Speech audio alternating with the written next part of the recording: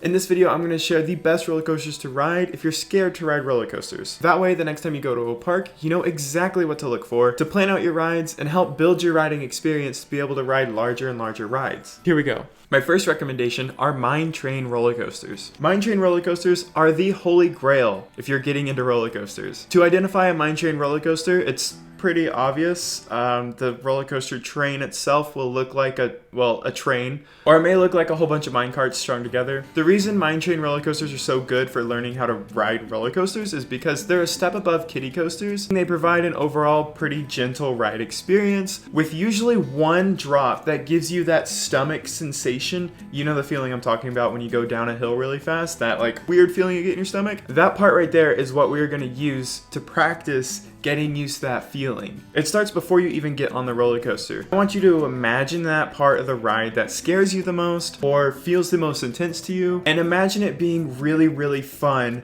instead of scary and overwhelming and intense. Practice that over and over in your mind, and it will help you when you get to that actual scary part of the ride. It'll be a lot less intense, or it may even suddenly be fun for you. I can't speak to the science on this, but what I'm pretty sure we're doing here is you're literally rewiring your brain to process that experience as fun instead of scary or a life-threatening situation. The next thing I want you to do is ride that roller coaster over and over and over and over again. You'll notice with each ride that you ride it, the intensity of the feeling will become a lot more manageable. You just keep working on that. Eventually it may even become a little boring. And then that's when you want to take the next step to go to a bigger roller coaster. Also, there are plenty of other roller coasters that are similar intensity to mine train roller coasters. I just feel that mine train roller coasters are the easiest to identify and the broadest kind of net I can cast for this video. These next rides are also great options to start with, but know that they might be a little more intense. The next type of ride I suggest are log flumes. Not only are they a great way to cool off during hot days in the park, you can practice the dropping sensation some more on these types of rides as well, especially if they have more than one solid drop. You can identify a log flume ride pretty easily. The ride vehicle is usually a hollowed out log or some sort of boat shape, and the ride itself will have half pipe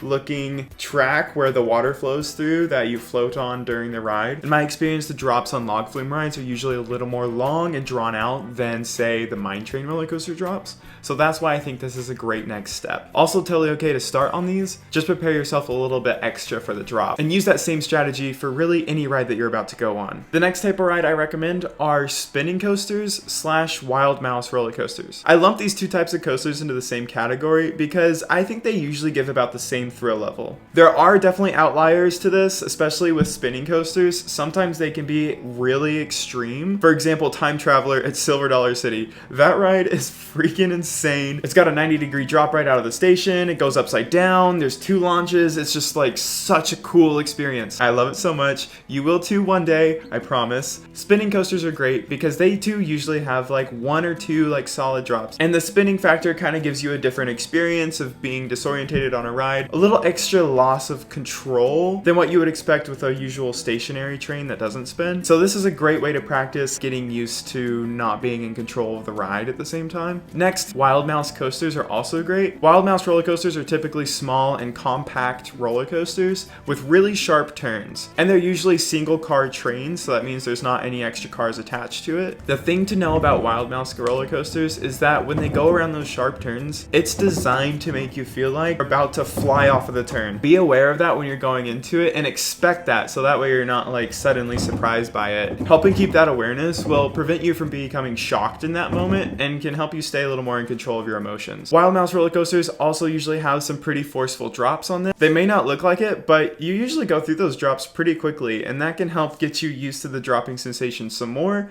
give you a lot more opportunity to practice getting used to it there. They may even have some airtime hills too, so that can help you get used to the weightlessness feeling when you go over a hill really fast and it feels like you're being like thrown out of the car and up against your lap bar. That's called airtime. And the last thing to look out for on wild mouse roller coasters is the final brake run. They usually stop very abruptly.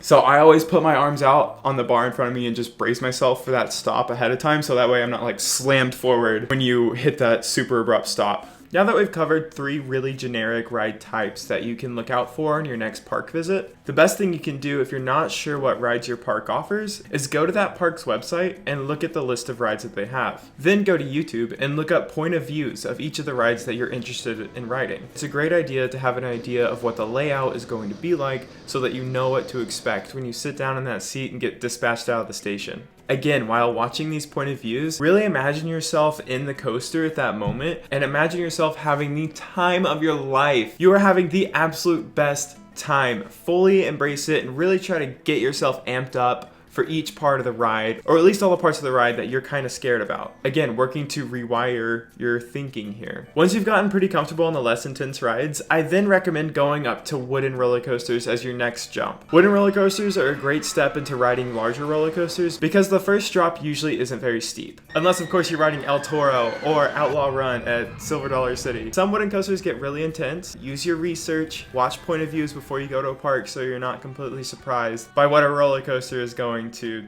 do to your body. Repetition is key here. Ride those rides over and over and over again, and it will become less and less intense every single time you ride it. Then a great next step might be a looping coaster, a roller coaster that's not too tall and has just a few inversions, you know, nothing too crazy. Shockwave at Six Flags Over Dallas, Texas is a great example, or Riddler's Mindbender at Six Flags Over Atlanta, Georgia. My first looping coaster was the Gauntlet at Magic Springs, and that was a pretty intense first experience, but the second time I rode it, it was so much better and I felt so much more comfortable on it. So if you do have a really scary experience, you know, give yourself a little bit of time, but don't quit. Don't totally give up on it just because of one bad experience, because the next time could be so much better. Then your next step is going to be working on riding a hyper coaster, which is a roller coaster that goes over 200 feet tall, providing more of an intense ride experience with a longer ride time. Really important to pay attention to the steepness of the drop. I feel like in general, a lot of hyper coasters aren't very steep. Some good examples of this being Goliath at Six Flags Magic Mountain, the Titan at Six Flags Over Texas. All these coasters are pretty straight lined and not very curved, so the dropping sensation really isn't very intense on them. Once you're comfortable with hyper coasters, your next step is then giga coasters, which are coasters that are over 300 feet tall. This is where things get a lot more intense with the steeper drop,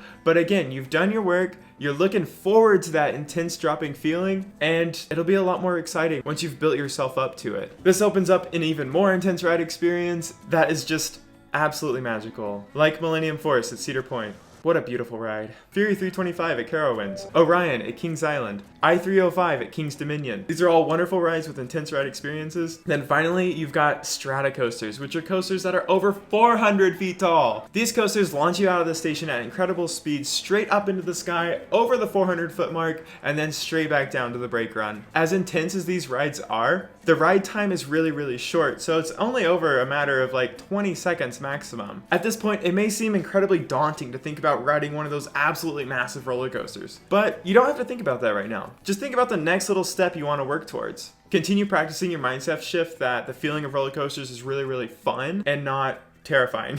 There's something absolutely beautiful about being afraid to ride a roller coaster, and that is the journey. The journey you're about to embark on to get over your fear of roller coasters can only be done once. Because once you're over that fear, then it's gone. It's really gone. And someday, you might even just miss it. Let me know if this video helped you, and if you need some more advice on how to get yourself onto a ride if you keep getting stuck in the queue line and backing out, I think this video right here will help you out a whole lot. Or you can watch a really fun theme park vlog with me, and I'll see you there. Bye!